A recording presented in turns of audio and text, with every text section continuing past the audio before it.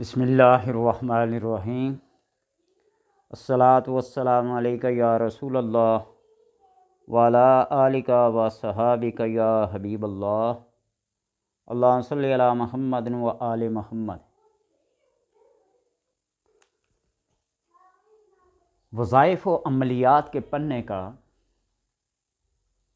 دنیاوی فائدہ ہو یا نہ ہو، کام ہو یا نہ ہو، مصیبت مشکل ٹلے یا نہ ٹلے، یہ اپنے اعتقاد، اپنے یقین اور اپنے حسن ظن پر ڈیپینڈ کرتا ہے۔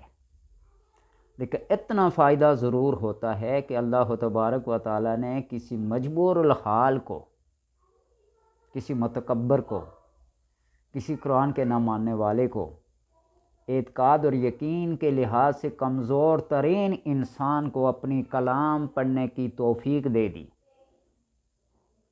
جب تک اس کا کام ہوتا نہیں، اس کے لالچ میں وہ قرآن پڑھتا رہے گا۔ جس نے زندگی میں کبھی قرآن کو ہاتھ نہ لگایا ہو، اس کی تلاوت باقاعدگی سے نہ کی ہو، اپنے کسی مجبور اور بے بس مسئلے کو حل کرنے کے لیے، اپنی کسی حاجت کو پوری کرنے کے لیے، اپنی کسی مشکل کو دور کرنے کے لیے کم سے کم قرآن کے پاس ضرور آئے گا اور قرآن کو چھو لے گا، مس کر لے گا۔ میں نے اکثر دیکھا ہے وہ لوگ جو مادیت کے اندر اتنے ڈوب جاتے ہیں، کھو جاتے ہیں کہ ان کو روحانیت کی سمجھ ہی نہیں ہوتی۔ آپ یقین کیجئے، تجربہ کیجئے، مشاہدہ کیجئے، جب بڑھاپے میں آتے ہیں یا کسی مشکل کام میں پھنس جاتے ہیں یا کسی درد اور کرب میں مبتلا ہوتے ہیں تو یہ تسبیح اور یہ مسلح پکڑ لیتے ہیں۔ نوجوانی کے عالم میں اس تسبیح کا سہارا لے لو، مسلح کا سہارا لے لو، اپنے جبین کو زمین کے اوپر رکھ لو۔ جوانی میں، نوجوانی میں، بڑھاپے میں بہ رہی ہے، آپ کو جھکنے نہیں دے گی۔ یہ بالکل حق ہے کہ در جوانی توبہ کردن شیوائے پیغمبری۔ تو اس لیے اس سے پہلے آپ ان چیزوں کو اپنا لیں۔ وہ نظام الدین اولیاء رحمۃ اللہ تعالیٰ کا واقعہ سنایا تھا نا، تسبیح، لوٹا، مسلح، یہ مومن کے ہتھیار ہیں۔ وہ مشہور جملہ ہے، دلی ہنوز دور است۔ بادشاہ وقت نے نظام الدین اولیاء کو تنگ کیا تو آپ نے فرمایا میرے ہتھیار لاؤ۔ مریدوں نے کہا حضور آپ کے پاس کون سے ہتھیار ہیں؟ میری تسبیح، میرا لوٹا، میرا مسلح لاؤں۔ آپ نے وضو کیا، تسبیح لی، مسلح پہ چڑھ کے جو پڑھا سو پڑھا۔ بادشاہ کی وہ آخری رات تھی۔ تو اس لیے کسی ظالم جابر کے ظلم سے بچنے کے لیے، اپنے بند راستوں کو کھولنے کے لیے، اپنی مشکلات کو دور کرنے کے لیے، اپنی حاجات کو پورا کرنے کے لیے قرآن کا سہارا لو۔ اور یہ سورہ زمر کی آیت نمبر 67، 67 نمبر آیت، 24واں پارہ سورہ زمر، آیت نمبر 67، اس کو آپ 11 دن تک پڑھ کے دیکھ لیجئے۔ 11 دن تک 11 بار، کوئی ایک وقت مقرر کر لیجئے۔ جب میں کہتا ہوں وقت مقرر کر لیجئے تو آپ اگر زور کے بعد اپنا وقت مقرر کرتے ہیں، آپ کے پاس یہ وقت ہے، میسر ہے، ہر روز زور کے بعد ہی پڑھیں گے۔ اگر مغرب کے بعد رکھیں تو ہر روز مغرب کے بعد ہی پڑھنا پڑے گا۔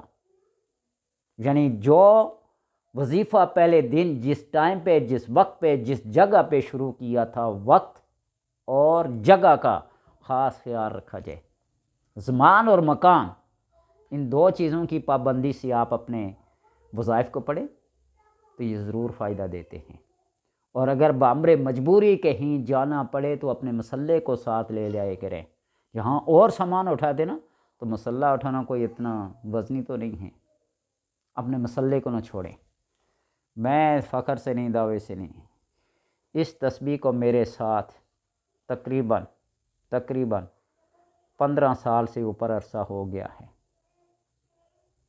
جھوٹ بولنے سے نہ آپ کو فائدہ ہوگا نہ مجھے کچھ ملے گا، لیکن ایک بات یہ کہتا ہوں کہ اس کے اوپر کروڑوں تو نہیں کہہ سکتا، لیکن لاکھوں مرتبہ درود پاک، استغفار، سورہ اخلاص اسی کے اوپر پڑھتا ہوں۔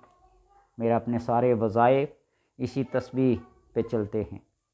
زبان تو چلتی ہے، لیکن میں اپنے آپ کو ان لوگوں میں شمار کرتا ہوں بر زبان تسبیح، زبان پر صرف تسبیح تسبیح اللہ اللہ ہوتا ہے، دل میں پتہ نہیں کیا خیالات ہوتے ہیں۔ لیکن آپ کو یہ بات بتاتا ہوں کہ اگر آپ نے دھیان سے اور توجہ سے، دھیان اور توجہ سے، وقت اور جگہ کی قید سے، پابندی سے وظیفہ کر لیا تو اس میں کوئی بعید نہیں ہے کہ اللہ تبارک و تعالیٰ تمہارے اس پڑھے ہوئے وظیفے کو قبول کر لے۔ سب سے زیادہ توجہ، دھیان، ارتکاز، جو چیز آپ پڑھ رہے ہیں اس کے بارے میں آپ کو پتہ ہو کہ یہ چیز پڑھی جا رہی ہے اور اس مقصد کے لیے پڑھ رہا ہوں۔ دل میں یہ خیال آنے نہ پائے کہ ہوگا یا نہیں ہوگا، کیسے ہوگا، کیسے ممکن ہے۔ اللہ تبارک و تعالیٰ کے لیے کوئی چیز نہ ناممکن ہے اور نہ مشکل ہے۔ وہ کون سی آیت ہے؟ وَمَا قَدَرُ اللَّهَ حَقَّ قَدْرِهِ۔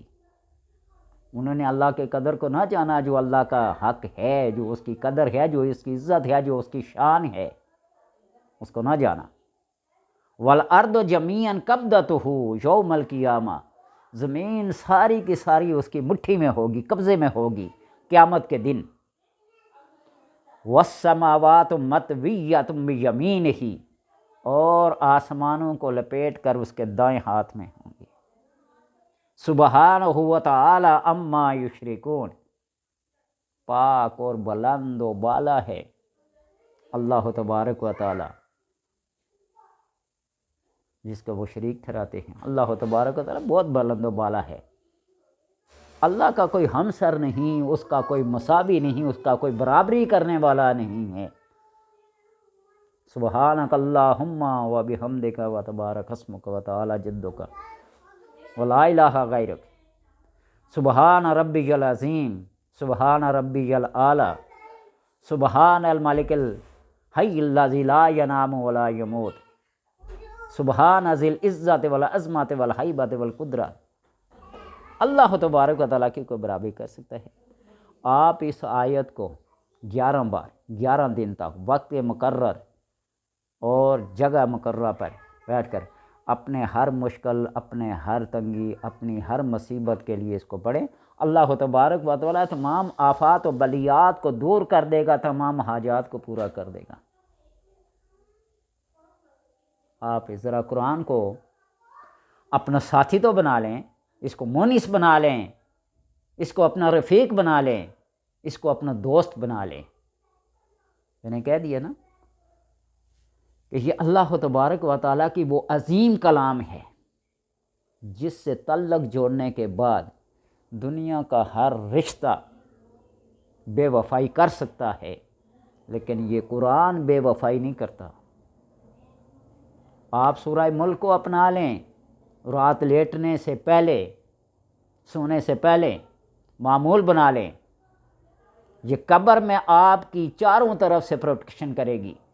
عذاب کے فرشتے جس طرف سے آئیں گے یہ اٹھ کے کھڑی ہوں گے، یہ میرا قاری ہے، یہ میرا پڑھنے والا ہے۔ آپ سورہ واقعہ کو معمول بنا لیں، آپ کی ہر پریشانی، آپ کا فقر و فاقہ کہیں سے بھی قریب تک نہیں آئے گا۔ حضرت عبداللہ ابن مسعود کے بارے میں کئی دفعہ بتایا نا، 7 بیٹیاں تھیں، بیٹا کوئی نہیں تھا۔ حضرت عثمان رضی اللہ تعالیٰ عنہ 3 اشرفیوں کی تھیلیاں بھر کے آپ کے پاس لے گئے، آپ کا آخری وقت تھا، یہ کام آئیں گی۔ عبداللہ ابن مسعود اور ان کی بیٹیوں نے کہا انہیں وہاں لے جائیے جی ہاں سورہ واقعہ نہیں ہے۔ جب سے ہم نے سورہ واقعہ پر آپ صلی اللہ علیہ وسلم کی بیعت کی ہے اس کے بعد سے ہمیں کسی چیز کی ضرورت نہیں ہے۔ تو لہٰذا اپنے بند راستوں کو کھولنے کے لیے، بند دروازوں کو کھولنے کے لیے، اپنی حاجات کو پورا کرنے کے لیے، اپنی ہر مشکل کو دور کرنے کے لیے اس آیت کا، آیت نمبر 47 سورہ زمر 24واں پارہ، اس کو 11 دن تک 11 بار پڑھیں۔ اور ایک ہے مذاق سمجھ لینا، میرے اوپر طنز کر لینا، مذاق بنا لینا، جو مرضی ہے، کہیں ٹریفک میں پھنس جائیں، نکلنے کا راستہ نہ ہو، یہ آیت یا سورہ لم نشرح کو 11 بار پڑھ لیں، ٹریفک کھلے یا نہ کھلے اللہ کے کرم سے آپ کو راستہ مل جائے گا، آپ اپنے اپنے منزل مقصود پر وقت مقررہ پر پہنچ جائیں گے۔ بے شک طنز کر لے میرے اوپر، کمنٹس میں جو مرضی لکھ لینا، برداشت کر لوں، لیکن کبھی آزمائش کے وقت، کبھی مصیبت کے وقت، کبھی مشکل کے وقت اس کو آزما کے دیکھ لینا۔ لہٰذا احباب سے گزارش ہے کہ قرآن سے اپنا رشتہ جوڑیے۔ یہ وظائف و عملیات صرف آپ کو اسی لیے بتائے جاتے ہیں کہ اگر کسی لالچ میں آ کر، کسی طمع میں آ کر، کسی مشکل مصیبت پریشانی کو دور کرنے کے لیے پڑھتے ہیں تو وہ ہو یا نہ ہو، لیکن آپ کو قرآن پڑھنے کا ثواب ملے گا۔ آپ کو اس کی عظمت کا اندازہ اس وقت ہوگا جب آپ کی حاجات پوری ہوں، آپ کی مشکلات دور ہوں، آپ کے مصائب و آلام، آپ کے بند راستے کھل جائیں گے۔ جہاں رشتہ، منگنی، شادی، بیاہ کے اوپر رکاوٹیں لگ جاتی ہیں، آپ اس کو اپنا کے دیکھیے،